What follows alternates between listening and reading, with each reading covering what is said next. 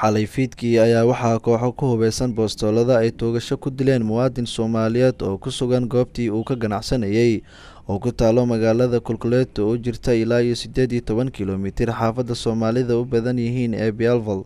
Marxuumka geeriyooday ayaa waxaa lagu magacaabi jiray Cabdinuur Ordaayo oo isagu soo galay waddanka sanadkii 2008. Kadib dhacdadani foosha xun ayaa waxaa goobta soo gaaray dhalinyaro Soomaali kale oo iyagu taleefan loogu sheegay dhacdadani, waxa ayna durbadiiba goobta ugu yimaadeen marxuumka oo markaasi ay nolol ku soo gaareen.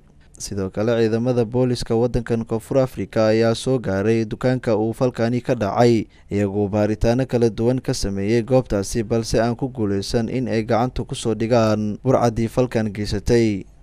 Marxuumka Allah u naxariistay galabnimadii maanta ayaa waxaa lagu aasay qabuuraha Muslimiinta ee Johnson Road, iyadoo duugta ay ka soo qayb galeen dad badan oo isugu jiray Muslimiin South African ah iyo Soomaali. Si kastaba ha ahaatee, waxaa maalmahan dambe sii xoogeysanayay ugaarsiga lagu hayo muwaadiniinta Soomaaliyeed ee ka shaqeysta waddankan Koonfur Afrika, gaar ahaan meelaha tuulooyinka. Dalka Koonfur Afrika ayaa noqday kawaan lagu gowraco Soomaalida u soo nolol raadsaday, iyadoo dilalka loo geystay toddobaadkan uu gaarayo 3 qofood halka dhaawaca uu marayo ilaa 8 qofood oo haatan ku jira qaar ka mid ah isbitaalada waddanka. Dilka kuma koobna Soomaalida oo kaliya ee waa dhibaato weyn oo haysata dalka oo dhan. Waxay Koonfur Afrika ka mid tahay dalalka adduunka ugu dilalka iyo dhaca badan marka laga reebo dalalka ku jira xaaladaha dagaal sida Soomaaliya oo kale.